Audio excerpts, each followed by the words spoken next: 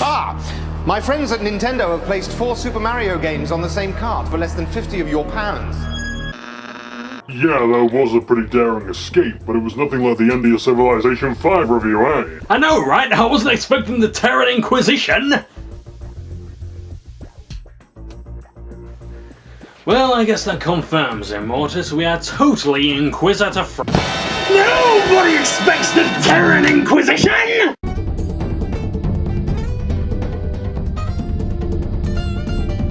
As I've not read the Inquisition trilogy by the fantastic librarian and lawkeeper Dan Abnett, I'll be rating this game entirely on what it contains. Whether the game follows the first entry of Gregor Eisenhorn's exploits or not will remain a mystery for the time being. I'm only going to see how well the plot and characters work here. I want to make this crystal clear as there are other Rogue reviewers who can compare the book to its interactive adaptation, but none of them are sexy as me. None of them use bottom footage like I do either. Eisenhorn Xenos follows the transformation of a 6-year chased into a galactic conspiracy with Gregor Eisenhorn of the radical group, the Ordo Xenos, narrating in his old age. It doesn't look half bad when he's walking down the corridors of his secret Adeptus Sororitas dirty novel stash. In fact, he looks a lot better here than in his 40s. Then again, even my fat, greasy head is more attractive than him in his quote-unquote prime. Before we continue, it's important to establish the differences between the Inquisition Ordos, as you may not be able to fully understand this game or even this review without establishing those differences. So let's begin talking about the Witch, the Bug, and the Demon Hunter. There are 3 Ordos Majoris: the Ordo Hereticus, the Ordo Xenos, and the Ordo Malleus. Respectively, they deal with the threat within, the threat without, and the threat beyond. Now, because we're going to be looking at the Ordo Xenos, who deal with the threat without, we're going to be also looking at their Chamber Militant, the Death Watch Astartes. The Chamber Militant for the Ordo Hereticus are the Adeptus Sororitas, otherwise known as the Sisters of Battle, and then you've also got the Ordo Malleus, who have their Grey Knight Astartes as their Chamber Militant. The Ordo Malleus, who were strangely wiped out under mysterious circumstances. But anyway, there are thousands, or at least hundreds, of different Ordo Minoris in the Inquisition, such as the Ordo Militarium, who oversee the Imperial Guard, the Ordo Astartes, who naturally oversee the Astartes, the Ordo Assassinorum, who Wolfgang Mortis was part of in the Temple Vindicare. I'll have to ask him more about that. Then there was also the Ordo Necros and the Ordo...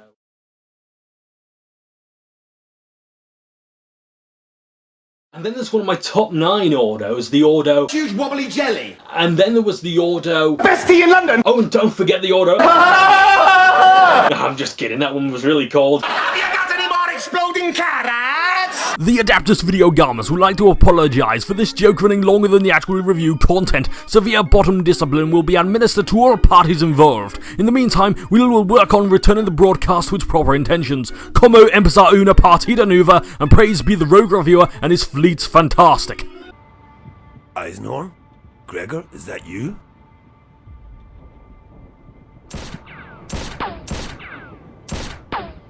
Even though we don't really know Eisenhorn's arch-nemesis iClone before their encounter on the Imperial world Hubris, the way he's described and the weight of his actions can be felt from their first mention, and this is something that carries throughout the game. However little screen time the many NPCs get is used well, and it's not as though there's anything they do or say that makes them particularly memorable.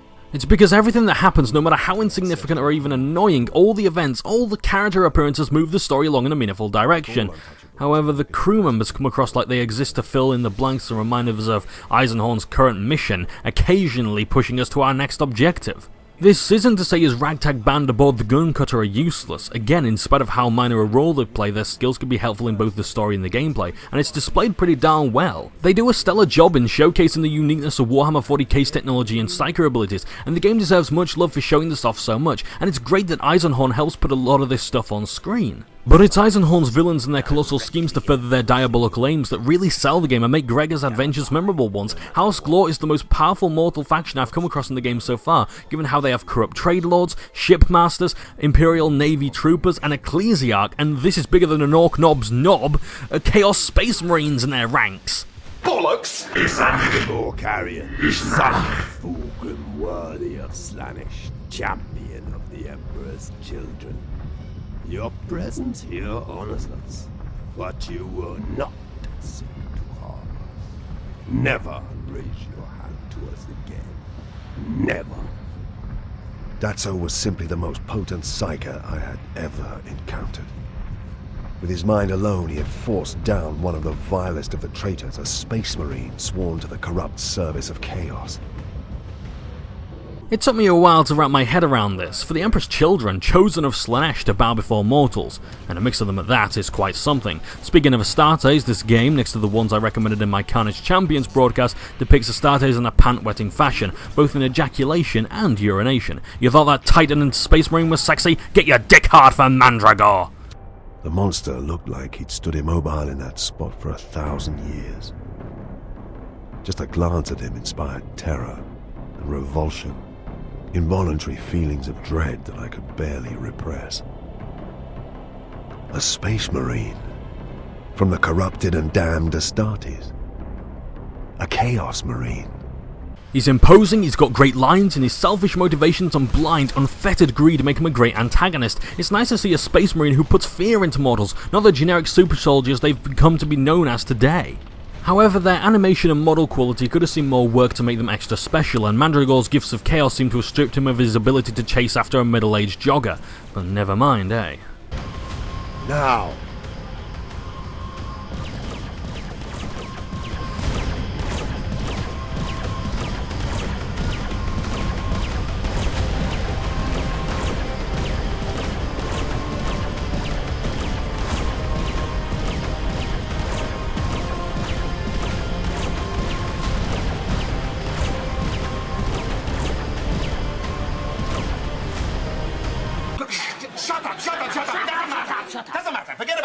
What the game does fascinatingly well, though, is the Inquisitors. For the first time, we've seen the Inquisition not as the trigger-happy, comically zealous, closet-weeaboo paladins they've come to be known as. Sure, in the codexes they're serious, but in the games they've always resorted to exterminate us, even to boil some water to make a copper on a distant planet! In Eisenhorn Xenos, we see the chain of command, the moral complexity of being puritanical versus being an extremist, methods of torture and investigation, not to mention just how many doors being an Inquisitor opens, which remains a constant theme for the entirety of the game.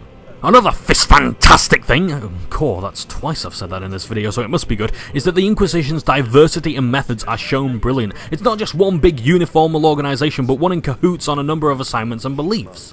Seeing two Ordos having to begrudgingly pool resources to overcome a common threat is great stuff, more so when the only other time I saw it was in Deathwatch. And in a Life Eater bombshell, that's where the story ends and the game begins, at least based on my experiences entirely on the game and not the book, so yeah, there will still be spoilers and story-heavy stuff, but we'll mostly be focusing on features and mechanics from this point on. Eisenhorn Xenos plays a bit like a Telltale adventure game. A bad Telltale adventure game that smells of poo. Its pacing is fine, its story cracking, but its gameplay has all the depth and flavour as a slice of toast. The game mostly consists of forced walking because immersion, as Eisenhorn and co move the story along and don't allow anything to distract you.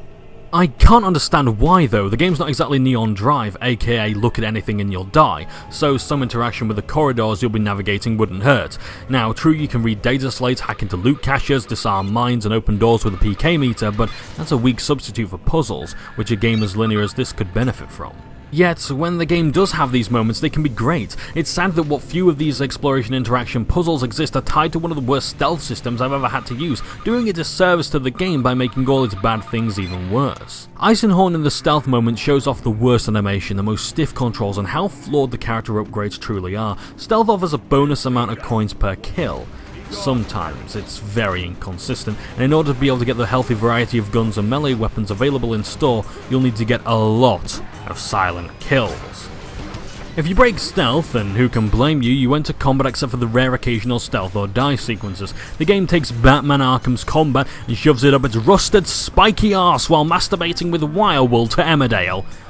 I don't know where I was going with that analogy, but my point is that Eisenhorn's fighting teeters on the edges of an insanity and insulting. Gregor can shoot, smack, psychoblast and roll, all of these things being the default in Shadow of Mordor, that game that went above and beyond with its character progression and making things easier than breathing. In Pixel Heroes mobile to PC game, Gregor can win a fair few fights by mashing the melee attack button enough times until enemies simply give up and lower their badly signalled defences. In the event an enemy doesn't let up, you're free to use Gregor's warp manipulation to knock back a foe, and by the time you reach them, they'll be standing and ready to defend. You might get lucky and reach them while they're stunned, but your attacks may miss by some freak accident. I will admit I enjoyed the ranged combat and how overpowered it was, but the limited ammo made it so it wasn't just the I win button that Mad Max turned it into. By the Omnislayer, how many references to WB games have I made? 3, that's how many. My criticisms of the combat don't just come from the fact that it's the most default tripe you could come up with. My criticisms come from the fact it's broken default tripe. The AI gives virtually no signalling, their aim times are all over the place, and they often mob you while your companions dick around. I will say encounters are unpredictable, but mediocre hit detection and poorly collecting animations are large contributions to this. It's only made worse when boss fights are a cakewalk. I don't want to spoil this game any more than I have, but how does Gregor Eisenhorn manage to fight two Astartes and live to tell the tale? Two Astartes who have been blessed by the god of excess, I might add. I mean, my shirts from Slaanesh turn anyone who gazes at them insane for some reason, so how two immortals fall to this Elizabethan-era looking teacher, I'll never know. Oh, and the game has a clunkier version of VATS, go figure.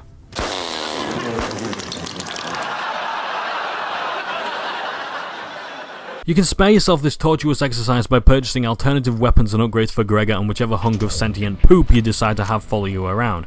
It pains me to add the servitor companions of Carnage champions are more noticeably useful than Crichton and the Deathwatch Marine, and that's just pathetic. Oh, spin my nipple nuts and send me to Alaska. And so are the effects of some of these upgrades. The Thunder Hammer is pretty accurate in showing what would happen were a mortal to use one, with it being too slow for practical use, and its damage isn't worth it unless you're in pause for breath mode, when you remember that feature exists. The Power Sword and Chainsword in my experience were identical, and don't get me started on the guns. Please don't, because the default hand cannon was enough and I won't be able to get the others without the second or even third playthrough. To be honest, the thought of broken glass being shoved forcefully into my urethra is more pleasant than any prospects of doing the Portals bit of this game again. Let's soak our eyes and ears in a royal example of how to do a Warhammer 40k game by having a chat about the visuals and the sound design. Being a 3D mobile game, I didn't expect visuals as clean as Deathwatch, but the game is on PC and it's charging more. So why not expect more? And to be quite honest, the game doesn't look all that bad. There's a lot of murky textures and many things seem too rubbery or shiny, but that's quite common with this engine. The anti-aliasing and poor animation absolutely ruin the game's visual style, and it's noticeable for the entire duration of the game, and I can't stress enough how bad the animation is. Gregor is supposed to be unable to crack a smile post-torture sequence, but he has the same constipated, depressed bollock face from start to finish! I'd be okay with just one character being a miserable twat with a face like mine, but everyone moves awkwardly and stiffly. It's such a shame when this is the most original design we've seen for Warhammer 40k. Sure, we've seen Arctic battlefields, desert battlefields, jungle battlefields, industrial battlefields, and even battles in space, but never the civilian side of the Imperium. You're not from Hubris? No. I was born on Bonaventure.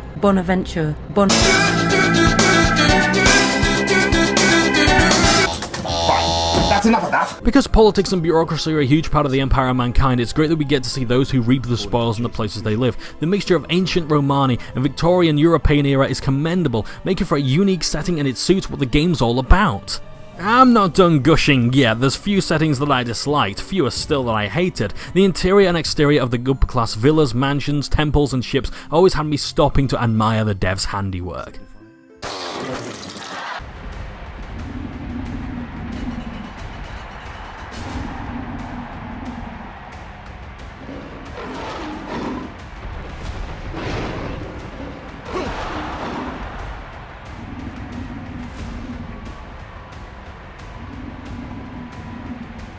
The sound design is nowhere near as impressive. Weapon sounds are stock at best, not worthy of being associated with the righteous tools of the 41st millennium. It's almost offensive to have what should be an epic scene brought low by those effects, as well as other ambient sounds to add to the atmosphere. Plus, a lack of volume balancing makes cutscenes both embarrassing and annoying.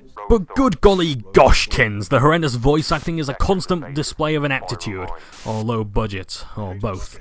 Not that my review's been any better. Not one character is convincing in their performance except perhaps Eisenhorn, portrayed by Mark Strong, who played Captain Titus in Space Marine. Even then, only his narrations are strong, excuse the quasi-pun, his conversations are only slightly less heretical than others' lines of dialogue. Finally, the music. It wasn't until the second half of the game that I heard some of this stuff in the background. There's still some of the ho-hum grimdark dreck that you normally expect from a Warhammer 40k title, but when Pixel Heroes' music team give a shit, they have some astounding tracks. I still feel that after 9 hours that the medieval soundtrack should have been used. In every direction, rows and rows of icebergs ranged down the small basalt tubes. It was like walking into the Imperial's grandest arena. I don't know why I'm telling you all this when there's a trade freighter's load of examples of everything wrong with the game. Here's my favourite. Your full cooperation is expected. You haven't yet identified yourself. We're naval security. You could be anybody. I am Gregor Eisenhorn, Imperial Inquisitor. We will do this correctly, or not at all. You're Eisenhorn?